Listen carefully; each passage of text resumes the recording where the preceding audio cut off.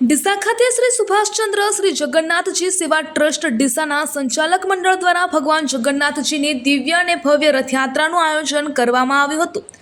રાજ્યના વન અને પર્યાવરણ વાહન વ્યવહાર તથા ક્લાઇમેટ ચેન્જ રાજ્યમંત્રી શ્રી પ્રવીણભાઈ માળીએ રામજી મંદિર ડીસાથી રિસાલા ચોક ડીસા સુધી 28મી ભગવાન જગન્નાથજીની રથયાત્રાનું શ્રદ્ધા ભક્તિ અને ઉત્સાહભેર પ્રસ્થાન કરાવ્યું હતું। આ પ્રસંગે મંત્રી શ્રી પ્રવીણભાઈ માળીએ જણાવ્યું હતું કે સુભાષ સેવા સમિતિ દ્વારા આયોજિત ડીસા ખાતેથી 28મી જગન્નાથ રથયાત્રાનું અષાઢી બીજના પાવન પર્વ નિમિત્તે ભવ્ય પ્રસ્થાન થયું છે। વર્ષભેર જે પ્રગતિ ક્ષણની ભક્તો આતુરતાપૂર્વક રાહ જોઈ રહ્યા હતા તેવા ભગવાન જગન્નાથજી આજે નગર ચર્ચાએ નીકળ્યા છે।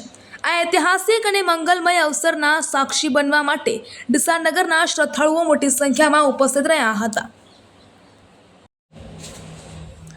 આ પ્રસંગે ભગવાન જગન્નાથજીની આરતી ઉતારી રથને પ્રસ્થાન કરાવવામાં આવ્યું હતું। તેમણે જણાવ્યું હતું કે ભગવાન જગન્નાથજીના આશીર્વાદથી રાજ્ય અને દેશ સુખ સમૃદ્ધિ શાંતિ અને સર્વાંગી વિકાસના માર્ગે સતત આગળ વધે તેવી પ્રાર્થના સાથે સૌને અષાઢી બીજ અને જગન્નાથ રથયાત્રાની હાર્દિક શુભકામનાઓ પાઠવું છું।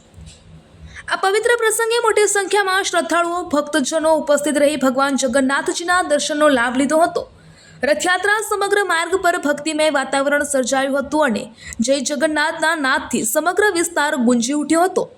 વિવિધ ધાર્મિક અને સાંસ્કૃતિક ભાવનાઓ સાથે યોજાયેલી આ રથયાત્રામાં ભક્તોએ શ્રદ્ધાપૂર્વક ભાગ લીધો હતો। શ્રી જગન્નાથજી સેવા ટ્રસ્ટના સંચાલક મંડળ દ્વારા રથયાત્રાના આયોજન માટે સુંદર વ્યવસ્થાઓ કરવામાં આવી હતી। ભગવાન જગન્નાથજી, ભાઈ બલભદ્રજી અને બહેન સુભદ્રાજીના રથનું ભક્તિભાવપૂર્વક સ્વાગત કરવામાં આવ્યું હતું। આ રથયાત્રા દરમિયાન ભક્તજનોમાં અનેરો ઉત્સાહ જોવા મળ્યો હતો। આ પ્રસંગે ઉપસ્થિત મહાનુભાવો, ટ્રસ્ટના સંચાલક મંડળ, સેવાભાવી કાર્યકરો તથા મોટી સંખ્યામાં ઉપસ્થિત શ્રદ્ધાળુઓએ ભગવાન જગન્નાથજીના આશીર્વાદ મેળવ્યા હતા।